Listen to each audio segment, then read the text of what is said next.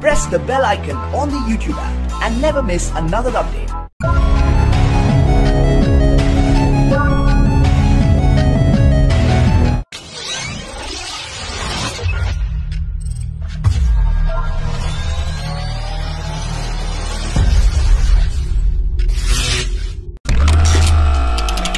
India's Ministry of Defence has initiated the process of acquiring light battle tanks, which can be airlifted to the mountainous ranges.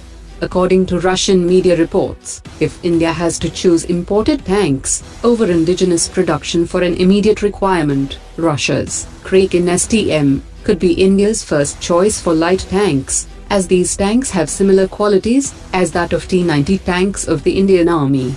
Russian news agency Sputnik has also mentioned, if the Indian Army sends an urgent request, such tanks are likely to be purchased from Russia, as India has already exhibited interest in these tanks, that is based on a chassis using the technology of BMD-4M, and has fire control elements of the T-90 main battle tank. Vice Admiral D.M. Deshpande, controller of warship production and acquisition of Indian Navy, has confirmed for the first time that India's next-generation destroyers project, which is still at the infancy stage, is waiting for approval from the Government of India.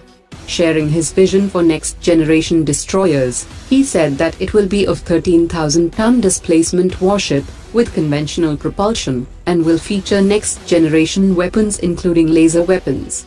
India's next-generation destroyers will be in the same league as Zumwalt-class destroyer, which is a class of United States Navy's guided missile destroyers, which have a displacement of over 14,000 ton, and advanced stealth design with very low radar cross-section, and are often described as multi-mission stealth destroyers. The Indian Army has signaled its confidence in the MRSAM by signing a contract in Hyderabad. The contract was signed for production, deliveries, and product support of MRSAM system for the Indian Army. The MRSAM and its naval version, called the LRSAM, were developed by the DRDO in partnership with Israel Aerospace Industries. U.S. Defense Secretary James Mattis is on a two-day visit to India.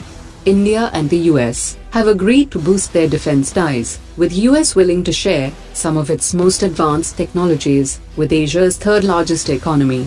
India and the US are exploring the possibility of expanding the annual trilateral Malabar naval exercise.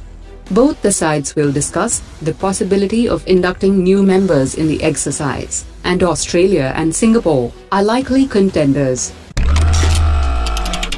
Special forces from Russia and Pakistan have begun a two-week joint training exercise, Friendship 2017, held in Russia. The drills are scheduled to continue through October 4th.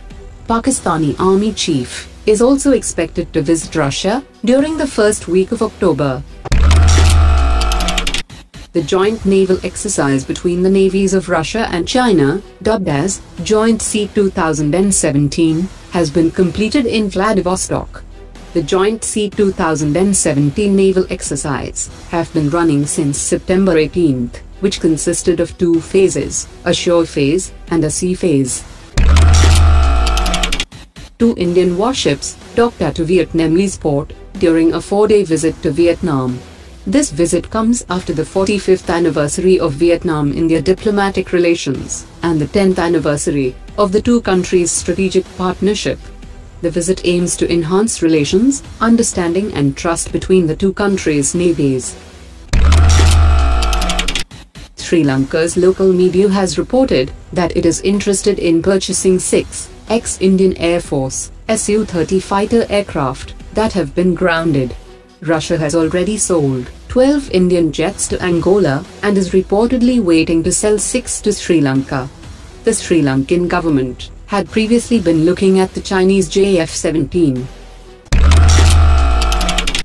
Indian Army troops deployed under the United Nations Organization mission in Democratic Republic of the Congo have rescued 22 children who were in the danger of being turned into child soldiers by armed groups.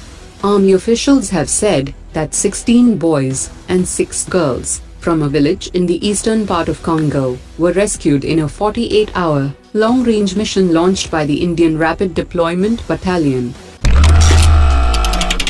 The Royal Air Force of Oman has completed joint exercises with the Indian Air Force. For the exercise Eastern Bridge 4, the Oman Air Force deployed 5 of its Block 50 F-16 air defense fighters. Oman was the first Gulf Cooperation Council country to establish a regular series of bilateral exercises with the Indian Air Force.